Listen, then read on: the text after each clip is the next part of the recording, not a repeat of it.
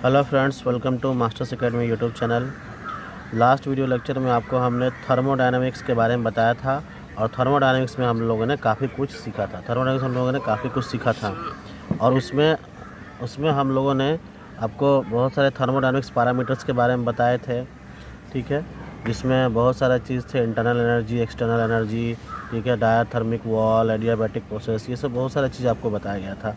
और उसके बाद आपको बताए थे कि work done by volume change कैसे होता है, फिर work done in by cyclic process, ठीक है। तो उसी साइक्लिक प्रोसेस को हम लोग कंटिन्यू करते हैं, work done by cyclic process को कंटिन्यू करते हैं और कुछ और भी साइक्लिक प्रोसेस को हम लोग देखते हैं, ठीक है। देखिए यहाँ पे मोर साइक्लिक प्रोसेस आप देख रहे हैं, तो यहाँ पे आप देखिए ये पीवी ग्राफ है, पीवी ग्राफ, उसमें इस तरीके का ये प्रोसेस यहाँ पे हो रहा है, ठीक है। और ये यहाँ पे P1 प्रेशर है और यहाँ पे P2 प्रेशर है, ठीक है, और ये V1 है और ये V2 है, ये वॉल्यूम V1 है और ये V2 है। इस तरीके से ये प्रोसेस गया है जो कि ये क्लॉकवाइज है। तो जैसे कि आपको बताए थे कि अगर ये क्लॉकवाइज होगा तो पॉजिटिव होगा और एंटी क्लॉकवाइज होगा तो नेगेटिव होगा, ठीक है।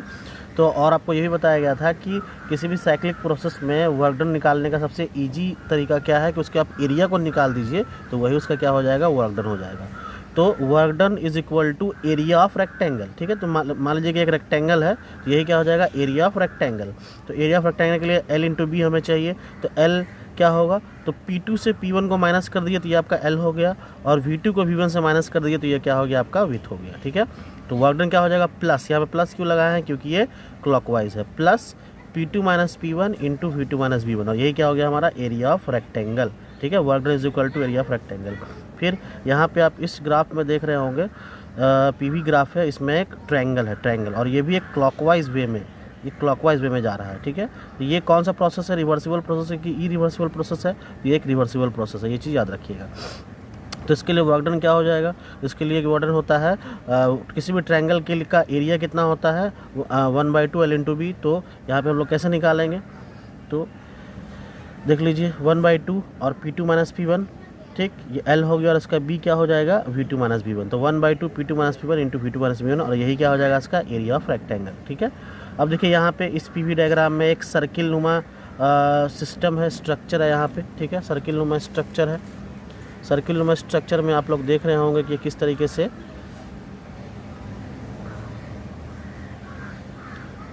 सर्किल नुमा स्ट्रक्चर में ये किस तरीके से बनेगा हमारा एरिया।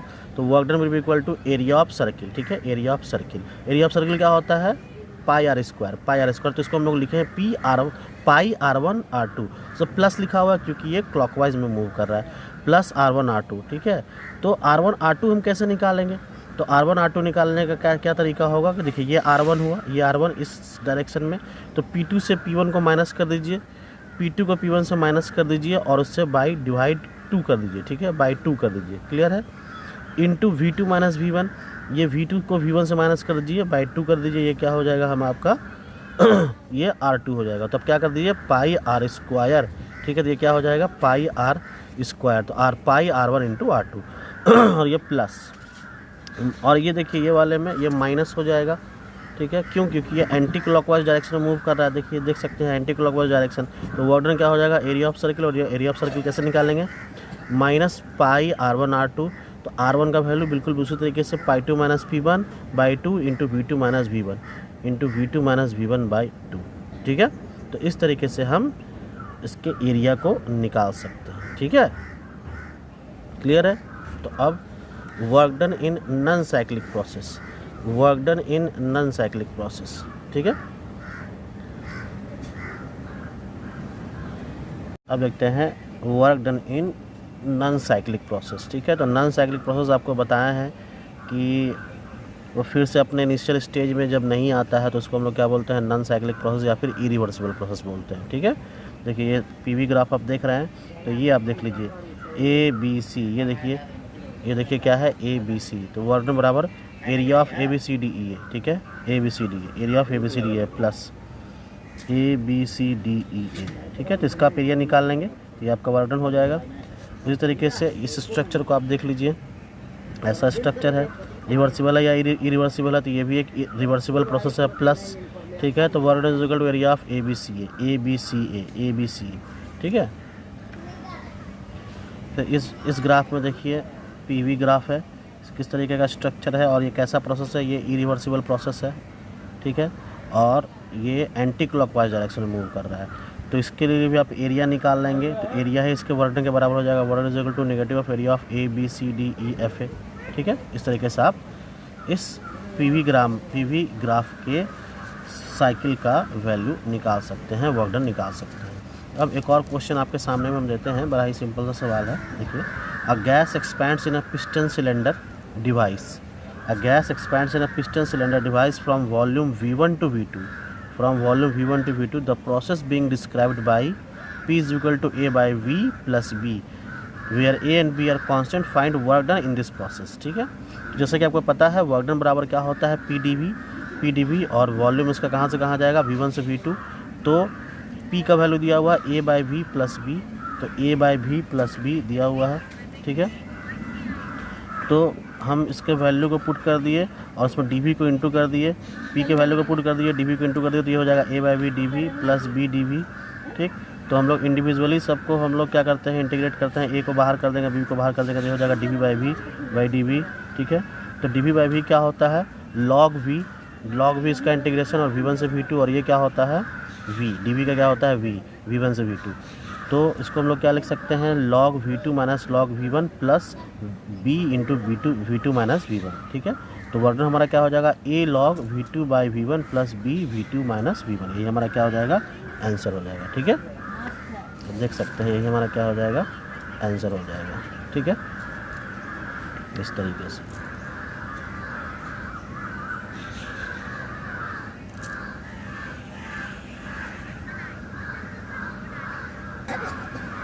नेक्स्ट हम लोग देखते हैं फर्स्ट लॉ ऑफ थर्मोडायनेमिक्स, ठीक है। फर्स्ट लॉ ऑफ थर्मोडायनेमिक्स क्या होता है, the first law of thermodynamics is based on the conservation of energy. ये किस पे बेस्ड होता है, कंजर्वेशन ऑफ एनर्जी पे। इसको आप लोग अंडरलाइन कर लीजिएगा क्योंकि ये सवाल बहुत बार पूछा गया है कि फर्स्ट लॉ जो है वो किस पे बेस्ड होता है। तो it is based on the conservation of energy. According to this law, heat Q supplied to अ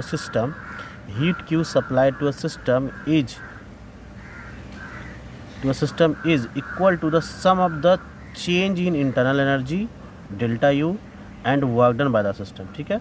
तो अगर किसी सिस्टम को हीट सप्लाई किया जाएगा, मान लीजिए कि क्यू हीट सप्लाई किया जाएगा, तो ये जो है ये बराबर होगा उसके इंटरनल एनर्जी के और वर्क डन के, ठीक है। जैसे कि क्यू बराबर डेल्टा यू प्लस डब्ल्यू, मतलब कि sum of internal energy plus and work done, ठीक है। क्यू क्या है, टोटल हीट, डेल्टा यू क्या है, इंटरनल एनर्जी, और डब्ल्यू क्या है, वर्क डन। तो वर्क डन बराबर हम क्या लिख सकते हैं, क्यू माइनस डेल्टा यू, ठीक है। अब कुछ फैक्ट है ये फर्स्ट लॉ ऑफ थर्मोडायनेमिक्स से रिलेटेड, उसी को हम लोग देखते हैं। तो पहला पॉइंट है, heat supply to the system is taken as positive. तो जब किसी सिस्टम को जब हीट सप्लाई किया जाएगा तो उसे पॉजिटिव कंसिडर किया जाएगा। And heat given by the system is negative, और जब सिस्टम से हमें हीट मिलेगा तो वो नेगेटिव हो जाएगा। It makes no difference between heat and work, और ये किसी भी तरीके का कोई डिफरेंस नहीं करेगा हीट और वर्क के बीच। It does not indicate that why the whole of heat energy can't be converted into work, ठीक है। और ये कभी भी इंडिकेट नहीं करेगा कि टोटल एनर्जी क्यों नहीं वर्क में कन्वर्ट किया गया, ठीक है। Heat and work depend on the initial and final state, but on the path also, ठीक है। और ये इनिशियल और फाइनल स्टेज पे तो डिपेंड करेगा, लेकिन पाथ पे भी डिपेंड करेगा, ठीक है। The change in internal energy depends only on initial and final states of the system, और जो इंटरनल एनर्जी में जो चेंज होगा वो इनिशियल और final stage of the system पे ही डिपेंड करेगा, ठीक है। The work done by the system against constant pressure P, is W is equal to P delta V। So the first law of thermodynamics can be written as, ठीक है। तो जो हमारा वर्क डन होगा, क्योंकि हम लोग पहले से जानते हैं अगर कांस्टेंट प्रेशर P है तो वो P डेल्टा V के बराबर होता है। तो हम लोग फर्स्ट लॉ ऑफ थर्मोडायनेमिक्स को डिफाइन कर सकते हैं, किस तरीके से वो देखिए, ठीक है। तो फर्स्ट लॉ ऑफ थर्मोडायनेमिक्स को हम लोग ऐसे भी डिफाइन कर सकते हैं, Q is equal to delta U plus W,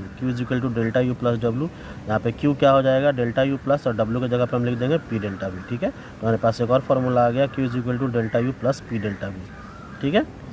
पांचवा point, differential form of first of thermodynamics को हम लोग कैसे लिख सकते हैं, Q is equal to delta U plus W हम लोग जानते हैं।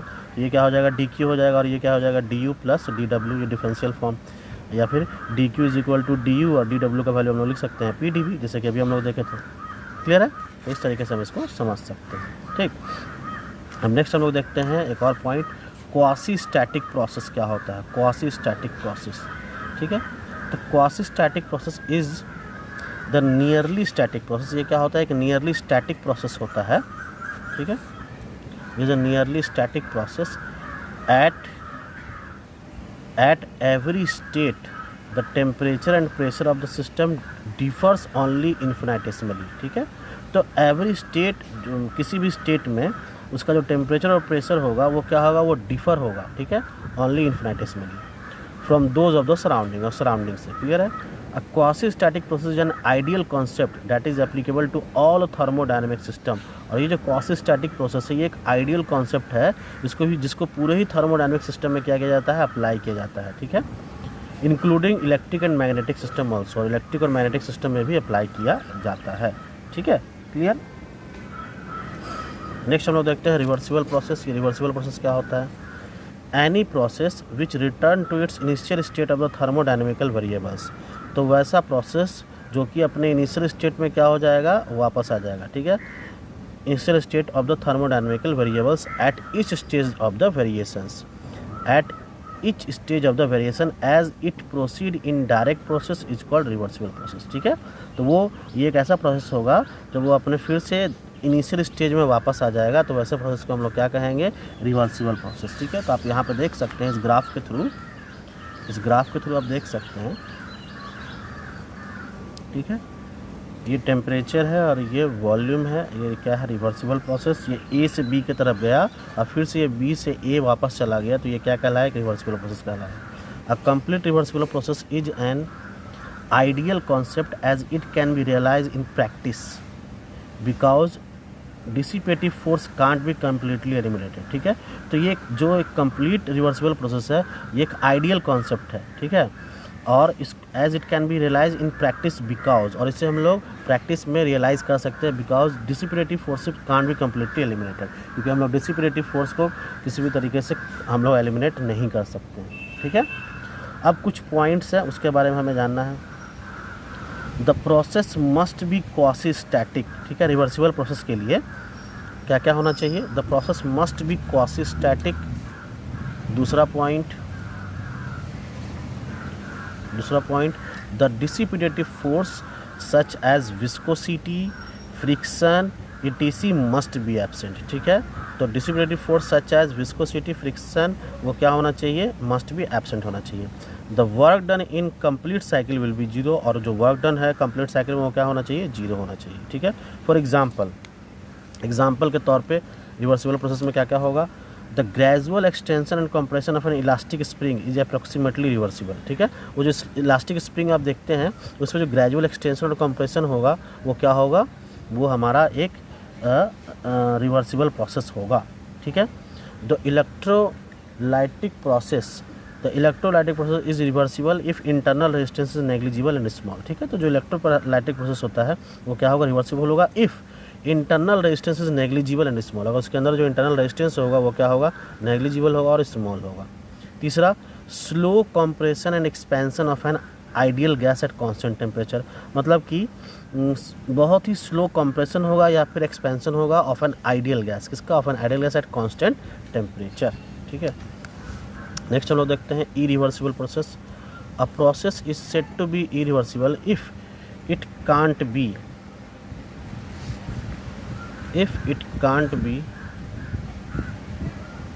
रिट्रेस्ड बैक, मतलब कि एक ऐसा प्रोसेस होगा अगर वो फिर से अपने इनिशियल स्टेज में वापस ना आएगा, ठीक है।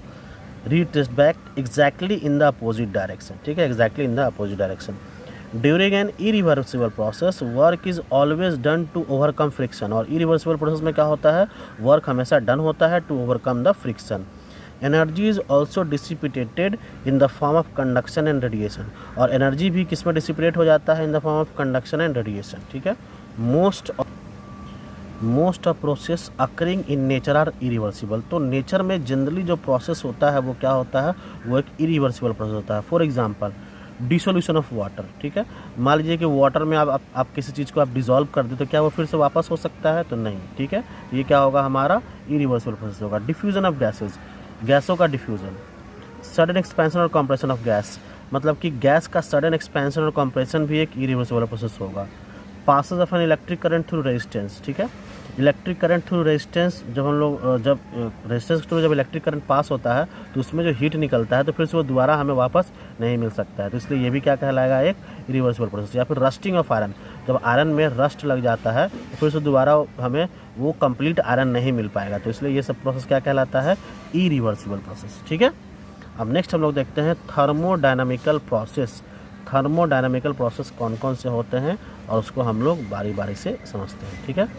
तो जितने भी थर्मोडायनामिकल प्रोसेस होते हैं वो सभी ओवे करते हैं इस चीज़ को, PV is equal to NRT, PV is equal to NRT, जो कि आपको बताया गया था, ठीक है।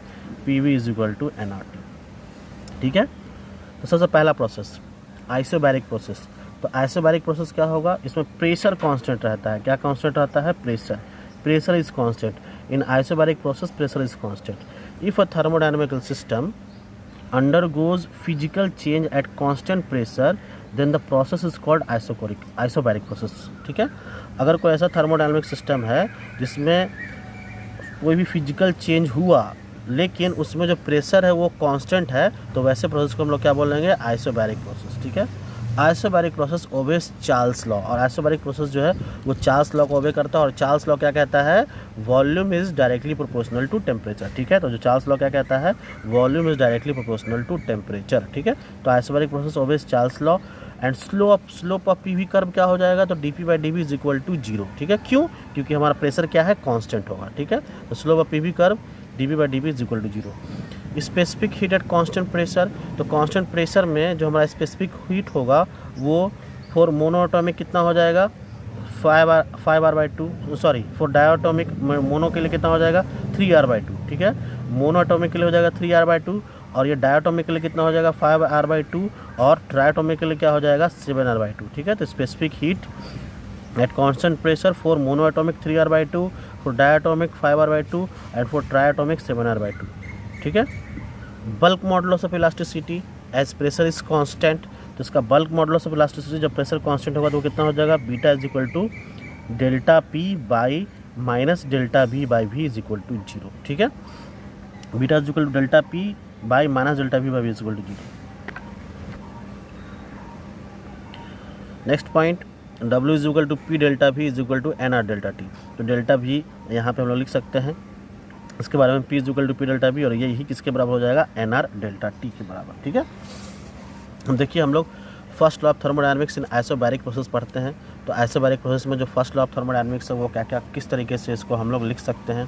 तो जैसा कि आपको पता है फर्स्ट लॉ ऑफ थर्मोडायनामिक्स के अनुसार Q is equal to delta U plus W होता है। Q is equal to delta U plus W, Q is equal to delta U plus W की जगह पे P डेल्टा V लिख सकते हैं, P डेल्टा V, और इसी P डेल्टा V की जगह पर हम लोग लिख सकते हैं NR डेल्टा T, लिख सकते हैं NR डेल्टा T। तो Q is equal to delta U plus NR delta T, ठीक है। तो Q is equal to delta U plus NR delta T, और हमें पता है कि डेल्टा U के बराबर क्या होता है, NCV delta T, NCV delta T, ठीक है। तो ये Q बराबर क्या हो जाएगा, NCV delta T plus NR delta T। तो Q is equal to N delta T को आप कॉमन ले लीजिए, तो ये क्या हो जाएगा, CV प्लस R, ठीक है, CV प्लस R। और चूँकि आपको पता है मेयर्स फार्मूले के अनुसार आपको बताया गया था CP minus CV is equal to R, बताया गया था CP minus CV is equal to R।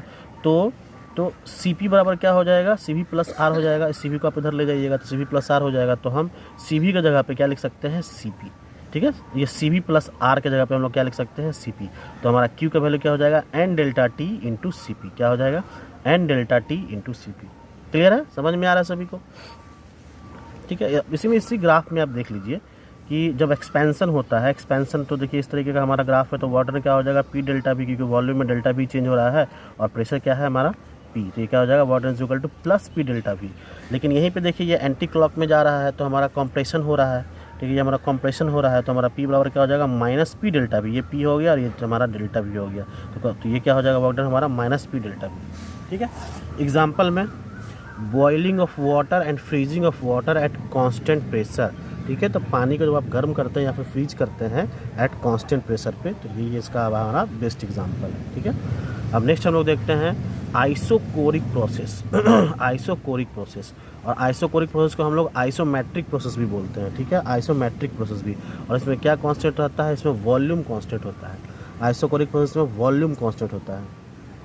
A thermodynamic process in which volume of the system remains constant, ठीक है, वॉल्यूम कांस्टेंट रहेगा, इज कॉल्ड आइसोकोरिक प्रोसेस, ठीक है, इसको क्या कहेंगे हम लोग, आइसोकोरिक प्रोसेस कहेंगे।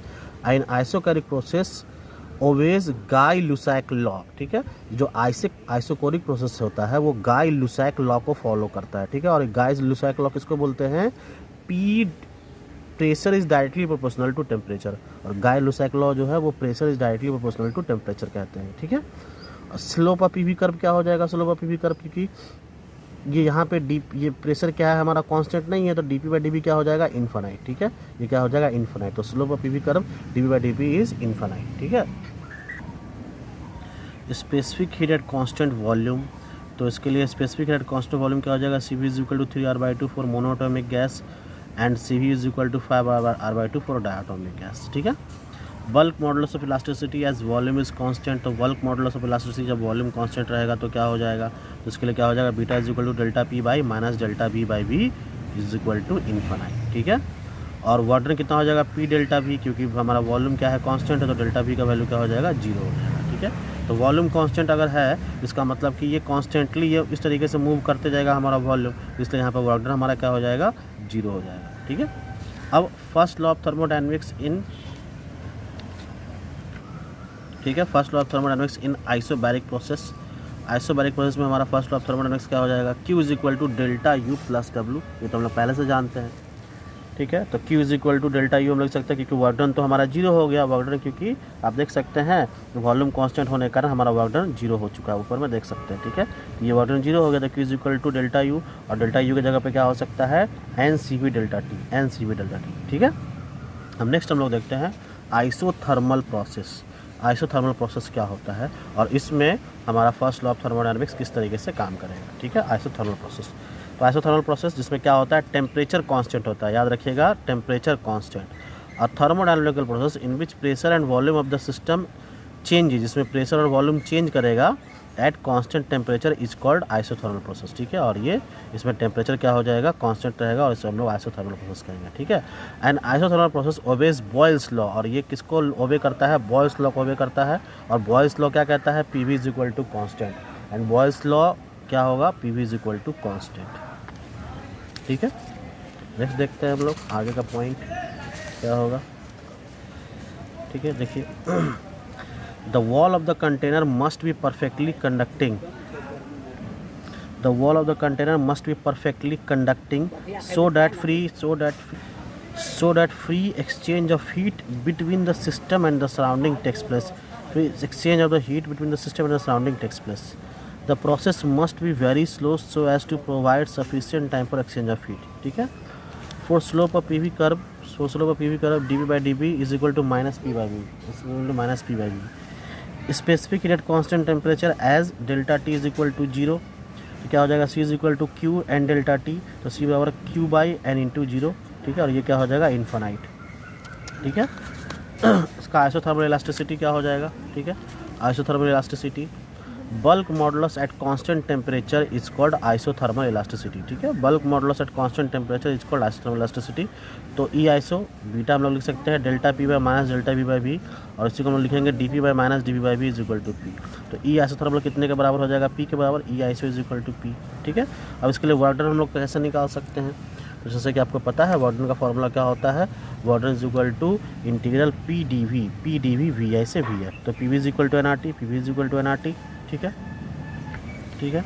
P V is equal to N R T, तो पी बराबर हम लोग लिख सकते हैं N R T by V, P is equal to N R T by V. और फॉर्मूला क्या होता है, work done is equal to P D V, work done is equal to P D V V I से B F, P की जगह पे हम लोग N R T by V लिख सकते हैं D V. Then work done is equal to N R T को बाहर कर दिए क्योंकि सब सारा कांस्टेंट टर्म है, तो ये क्या हो जाएगा, डी वी बाई वी। और तो इसका इंटीग्रेशन क्या हो जाएगा, लॉग वी, तो W is equal to N R T log V, V I से वी एफ। तो ये डब्ल्यू बराबर कितना हो जाएगा, N R T log V F minus log V I, या फिर डब्ल्यू इज इक्वल टू हम लोग क्या लिख सकते हैं, N R T log V F by V I, N R T log V F by V I, ठीक है। आप देख सकते हैं W is equal to N R T log V F by V I. Here V F by V I is called expansion ratio, और V F by V I को हम लोग बोलते हैं expansion ratio. As P V is equal to constant, जो कि P V constant होता है, तो हम लोग लिख सकते हैं P initial V I initial is equal to P final V final, और P I P F by P F is equal to V F by V I, ठीक है। And W is equal to and W is equal to nRT log VF by VI, W is equal to nRT log VF by VI and W is equal to nRT log PI by PF, क्योंकि VF by VI के बराबर है PI by PF। ठीक है, इस तरीके से हम लोग लिख सकते हैं। अब first law of thermodynamics in isothermal process. ठीक है, तो Q is equal to delta U plus W, Q is equal to, यहाँ पे आइसोथर्मल होगा, Q is equal to delta U plus W। ठीक है, Q is equal to N, delta U की जगह पे हम लोग लिख सकते हैं NCV delta T plus W, NCV delta T plus W। यहाँ पर डेल्टा T बराबर कांस्टेंट और ये जीरो हो जाएगा, तो डेल्टा T की जगह पे हम लोग जीरो लिख देंगे तो ये पूरा टर्म जीरो हो जाएगा, तो Q बराबर W के बराबर हो जाएगा। इसका मतलब जो हमारा हीट होगा, टोटल हीट, वो वर्क डन के बराबर होगा। ठीक है, आई होप कि आपको ये समझ में आ रहा होगा। अगर नहीं समझ में आ रहा है तो वीडियो को आप लोग बार बार देखिए, वो सारे टर्म्स को बार बार से समझने की कोशिश कीजिए। नहीं समझ में आए तो उसे आप कमेंट सेक्शन में आप जाके पूछ सकते हैं। ठीक है, चलिए आज के लिए हम लोग इतना ही रहने देते हैं। नेक्स्ट वीडियो लेक्चर में आएंगे तो आपको हम और भी इसके बारे में बताएंगे। Thank you.